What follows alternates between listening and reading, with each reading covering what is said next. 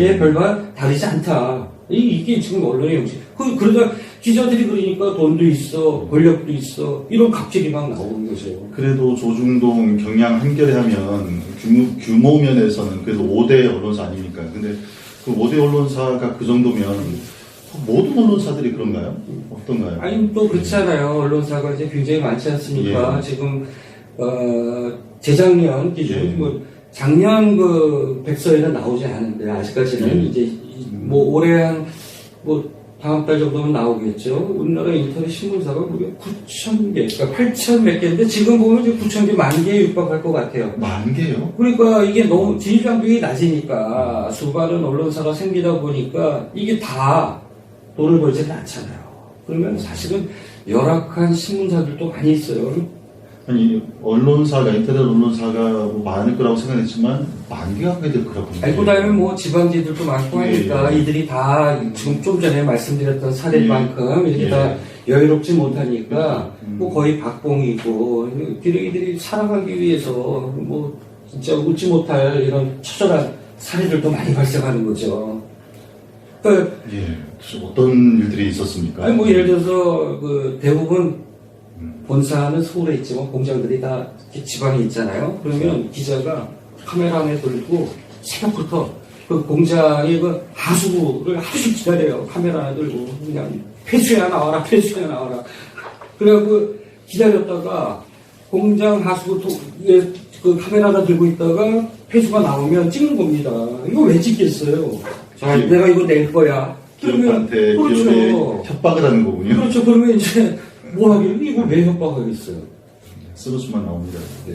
그 다음에 또 뭐 이런 경우도 있다고 그래요. 이제 그 지군 구청에 보면 군보관실이 있고 또 거기서 이제 또 언론사들한테 신문사들한테 이렇게 광고를 배정하는데 예산이 안정되어 있으니까 다 줄 수 없잖아요. 그런데 예를 들어서 뭐 지방의 한 시청만 하더라도 출입 기자가 무려 뭐 200개, 많은 데는 300군데 그 여기 다 광고를 줄 수 없으니까 한 달에 예산이 뭐 한 10군데만 광고가 배정이 된다라고 하면 어디 주고 어디 안 주면 이거 못 받은 데 입장에서는 가만히 있겠어요? 또안 악의적인 기사를 또 그렇죠. 쓰니까. 그래서 어떤 기준을 만들었냐 하면 모 시청은 자 지금 9월이죠. 예. 그럼 작년 9월에 기사 통계 데이터가 있습니다. 그래서 신문사별로 1위에서부터 200위까지. 예. 그럼 1위에서 200위까지 어디는 50회, 어디는 뭐 20회 순위를 낸 다음에 이달은 10군데다라고 하면 1위에서부터 10위까지 다 자르는 거예요.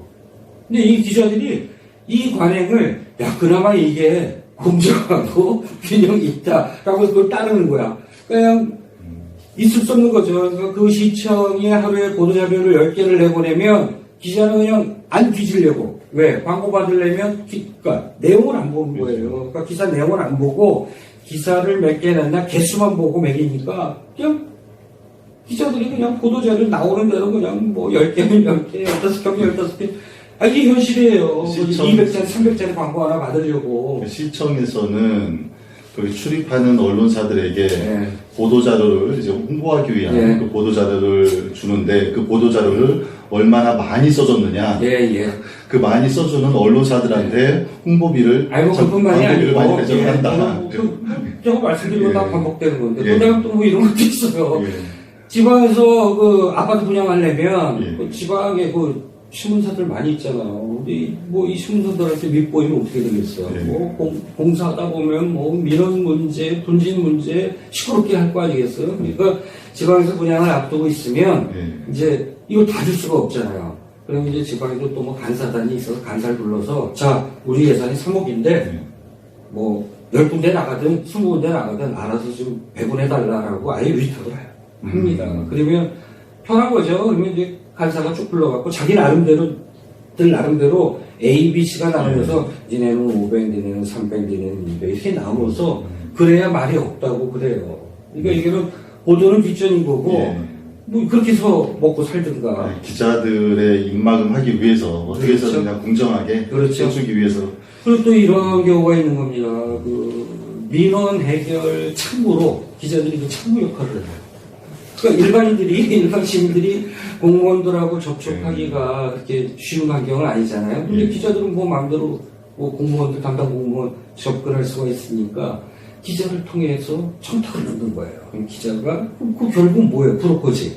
그래서 민원을 받아서 담당 공무원한테 전달을 하고 해결해주고 뭐 해결을 그냥 해주겠습니까? 해결의 대가가 있지 않겠느냐.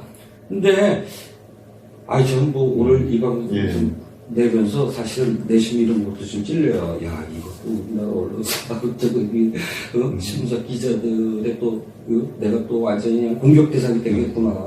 근데, 물론 전제로 할 것은 모든 언론사와 모든 기자들이 다 이르진 않다. 지금도 묵묵히 자기 자리에서 그야말로 어렵지만 그래도 사회에 한번 좀 바꾸어 보겠다라고 하는 열정으로 아직도 묵묵히 자기 본분을 다 언론 윤리에 입각해서 뭐 취지를 지켜가면서 그 정론 집필에 정진하고 있는 그런 기자들이 더 많다.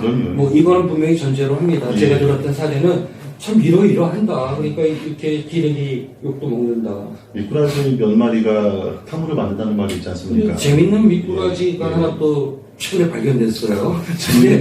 재미없으면 안 됩니다. 근데 저는 예. 그 기자의 의도를 예. 저는 뭐 그렇게 의심하고 싶진 않아요. 근데 재밌어서. 그러니까 지금 이제 코로나19니까 온 국민이 지금 이제 마스크 쓰고 그 방역수칙 준치 여기에 국민들이 그냥 모두 다 관심을 집중하고 있잖아요. 예. 심지어는 커피숍에서도 커피 마실 때만 마스크 내리고 마시고 이러는데 근데 제가 며칠 전에 기사를 하나 봤어요. 근데 단독 이렇게 써 있는 거예요. 땡땡 관청에 뭐 마스크를 안 써서 뭐 그래서 야 그래도 기자 정신이 있다. 근데 카메라가 뭐 일반 카메라 갖고 와서 했으면 그 뭐 마스크들 다 쓰고 있었겠잖아요. 근데 보니까 뭐 사진이 이만하게 무릎 한 6컷가 들어갔는데 예. 휴대폰으로 이렇게 땡겨서 쓴 거예요. 혹시 파파라치라고 아세요? 파파라치라는 것은 유명인사들이나 또 유명 셀럽 이런 사람들을 몰래 촬영을 해가지고 언론사에다가 제보하는 사람들. 그렇죠. 그래서 이제 거죠. 예. 파파라치에서 유래된 게 요즘 휴대폰들을 많이 다 이걸로 사진들을 찍으니까 이제 폰파라치라는 게 등장했는데 저는 그래서 마스크 특수 사진 전문 기자가 등장했다. 그래서 난 코로나19의 상황을 얘기하는 건가요? 모사의 그러니까 이 기자는 말이죠. 내가 그래서 이 기자의 최근 이 기자 해가지고 제가 지금 커피 못 마셨습니다. 깜짝 놀랐어요. 그 기자 이 기자 아닙니다. 네. 모 신문사의 모 기자인데 그래서 제가 궁금해갖고 엊그제 이 기자의 모 기자의 그 지난 기사를 최근 3개월 거를 제가 계속 봤는데 정말 제가 깜짝 놀랐어요. 이거 보니까 아주 뭐 다양해요. 근데 도대체 뭐가 있었길래 이 모 기자가 노린 데는 증권사, 은행, 그 다음에 대형 유통매장, 그 다음에 이제 뭐 프랜차이즈, 커피숍, 뭐 요런 데. 돈 있는 데만 그 다음에 이제 주유소. 그래갖고 제목을 아주 그냥 얇게 뽑아요. 그래갖고 마스크 안 쓴 거를 지적하는 건 좋은데 따라 들어가 보면 기사는 없어요. 그리고 제가 폰파라치라고 얘기한 게 전부 휴대폰으로 그냥 멀리서 땡겨갖고 그냥 사진 화질도 안 좋아요. 근데 여기 보면 뭐 망라해. 근데 이 기자의 의도가 보이는 거예요, 저는. 그러니까 방금도 제가 뭐 돈 있는 곳만 찾아서 다녔다고. 근데 돈 있는 곳만 찾아냈는데 뒤에 좀 될 것 같은 데는 한 번 낸 다음에 그 다음엔 돌변합니다. 땡땡 증권, 뭐 방역수칙 준수로 고객 신뢰도 뭐 증가. 그래서 뭐 화살표까지 제목에 뽑아놔요. 그래서 모범 사례로 한 번은 죽였다가 한 번은 모범 사례를 뽑는 거야. 그런데 잘 딜이 안 될 때 같아요. 어디 한 군데 무려 10번을 날리는 거예요. 10번을. 땡땡 은행이에요. 땡땡 그 은행 소신입니다. 그렇죠. 불하지 않고. 그런데 보면 이거 너무 심한 거예요. 근데 뭐 보면 땡땡 주유소 뭐 마스크 미착용 고객 방문에 관리 감독 전혀 안 해. 과태료 부과 대상 뭐 이렇게 돼 있고 그 다음에 그건 또 그래. 땡땡 주유소 의무화 권고 무시에 집단 감염 우려 뭐 이렇게까지 자기가 해설까지 해. 그분이 질본 출신인가요? 네. 그 다음에 방문객 안전 여전히 생각 안 해. 뭐 제목은 아주 이렇게 자극적으로 뽑아요. 근데 들어가서 보면 휴대폰으로 찍은 사진 한 대여섯 개 있는 거야. 그 다음에 어디는 찍힌 것 같아요. 말을 안 듣나 봐요. 자기가 그래도 기자가 이 정도 보도하면 예. 그래도 말을 들어서 마스크 쓰는 거 아니면 적당히 뭐 길이 돼야 되는데 무려 포토를 10개를 날립니다. 땡땡 포토 해갖고 마스크를 그냥 근데 이게 보니까 관공서도 또 놀리고 다녀요. 이 기자가. 그래서 어디 구청은 아마 구청장님이 이 기자한테 좀 밑보였나 봐요. 그래서 땡땡 구청 나무 사이 칭칭 묶인 현수막 그 다음에 이렇게 따옴표를 땁니다. 땡땡땡 구청장님 나무 다 죽이실 셈이세요? 이래요. 환경부 출신인가 보죠. 그렇죠.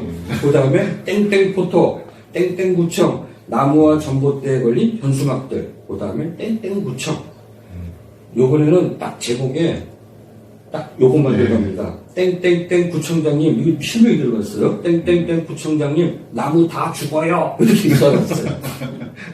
너무 감정이입하신 거 아닙니까? 그래서 아예 물론 뭐 마스크들 써라라고 하는 거지만 야 기자가 살아가는 방법이 이렇게 참 저는 이걸 보면서 참 웃기면서도 한편으로는 좀 씁쓸했어요. 웃픈 현상이네요. 웃픈 현상. 좀 씁쓸하지 않을 수가 없습니다. 그냥 순수하게 마스크를 잘 쓰자라는 계도적인 기사였다면 좋을 텐데, 네. 그 다른 의도가 엿보이는 그런 기자의 행태였습니다. 사실 저는 뭐 이런 거죠. 독자들이 뭐 요즘 기레기를 아무리 비판해도 눈 하나 끔찍 안 하는 거예요. 그러니까 먹거리는 뭐 기업이 해결해 주니까 그래서 기자들이 요즘 어떤 현상이 벌어졌냐면 기자들이 소셜미디어 눈치를 많이 봅니다. 그래서 오보를 내거나 팩트가 틀리거나 이러면 특히 이제 페이스북 같은 데 보면 뭐 무림 고수들이 다 즐비해 있잖아요. 공학 전문가, 의학 전문가, 언론 전문가 뭐 다 있다 보니까 기자들이 오보를 내면 이제 페이스북에서 아주 조목조목 팩트 체크를 지적질을 해요. 그러면 기사를 보면 체크가 많이 이렇게 수정이 돼 있거나 다 보는 거죠, 기자들도. 그런데도 진짜 정작 왜곡하고 비틀기하고 이거는 아직도 변하지 않는다. 그래서 독자들의 따가운 시선에 대해서 무서워하지 않는다. 그러니까 언론사들이 많아지면서 경제적인 언론사의 문제들도 많고 그러다 보니까 기자들은 자기들의 또 수입을 스스로 마련을 해야 되는 상황이 되다 보니까 자꾸 그렇게 될 수밖에 없다. 그러면 결국 기자들의 이런 횡포성 기자 오보로 인해서 피해를 보는 기업이나 저희가 처음에도 언급해서 소개를 해드렸습니다만 피해를 보는 기업이나 개인들이 발생한다는 거죠. 그랬을 경우에 그 기업이나 피해를 본 기업이나 개인이 대처할 수 있는 방법 어떻게? 사실은 뭐 제도적으로 언론중재위 제소를 해서 피해 구제를 받을 수 있어요. 그런데 이게 아직 너무 약하잖아요. 그러니까 뭐 다음에 한번 우리가 시간 내서 언론중재위에서 다뤄졌던 것들, 그 다음에 이 법안이 또 처벌 사례는 어떤지 이런 것들 짚고 또 여기 효과적으로 대처하는 방법은 무엇인지 진짜 뭐가 필요한지 어떻게 하면 언론과 이 기자들의 이런 횡포죠, 횡포 이런 것들이 어떻게 하면 좀 바뀔 수 있는지 이 부분을 우리가 한번 다음에 또 한번 좀 다뤄볼 필요는 있겠다. 뭐 이런 필요성을 느끼게 되네요. 오늘 방송하면서. 저희가 처음 인사할 때 말씀드렸습니다만 그 언론 개혁의 문제 필요성하고 징벌적 손해보상 그 제도의 입법의 그런 절실함 이런 부분에 대해서 말씀드리다고 했는데 마지막으로 한 가지 제가 꼭 기자들한테 저도 꼭 말씀드리고 싶은 건 처음에 말씀드렸듯이 이 제4의 권력 누구도 건드리지 무슨 우리의 권력을 휘둘러고 준 게 아니고 권력을 감시하고 비판하고 견제하라는 이 권력을 누가 지어줬습니까? 국민들이 주어졌잖아요. 그렇죠. 그렇다라고 하면 국민들이 임무를 맡겼으면 국민들을 위해서 그 권력을 써라. 그렇죠. 예. 그 제발 강자에 약하고 예. 약자에 강한 이런 그 예. 기자들의 생리 이걸 버리고 전 국민한테 좀 목소리를 기울이고 예. 국민한테 좀 약한 예. 이런 언론이 되고 기자들이 됐으면 좋겠다. 예. 이런 말씀을 꼭 드리고 싶네요. 예. 아까도 국장님께서 말씀하셨지만 많은 기자들은 그래도 기자님이라는 소리를 호칭을 들을 수 있을 만큼 참 열심히 그건 뭐 인정합니다. 사회의 부조리 고발을 위해서 정말 열심히 일하는 기자님들도 많이 있습니다. 하지만 저희가 오늘 소개해드린 이 내용들은 극히 일부라는 거, 이 일부를 가지고 전체 기자들을 폄하하는 일이 있으면 안 될 것 같고요. 오늘은 여기에서 이 정도로 마무리를 하고요. 다음 시간에는 방금 말씀드린 대로 이제 대처법, 언론에 의해서 피해를 입은 기업이나 또 개인들이 어떻게 그 상황을 손해배상을 받을 수 있다거나 또 어떻게 대처할 수 있을지 이런 부분에 대해서 얘기를 나눠보도록 하겠습니다. 오늘 참 씁쓸하고 좀 가슴 아픈 얘기도 있었고요. 그다지 이게 같은 기자 입장으로서 방송하기에 그다지 마음은 편치 않은 오늘 방송이었습니다. 오늘 이 방송이 앞으로 우리 언론이 나아갈 방향에 대해서 한 번 더 짚어주는 그런 시간으로 좀 인식이 됐으면 좋겠고요. 오늘도 국장님 좋은 말씀 감사드립니다. 예, 감사합니다. 예.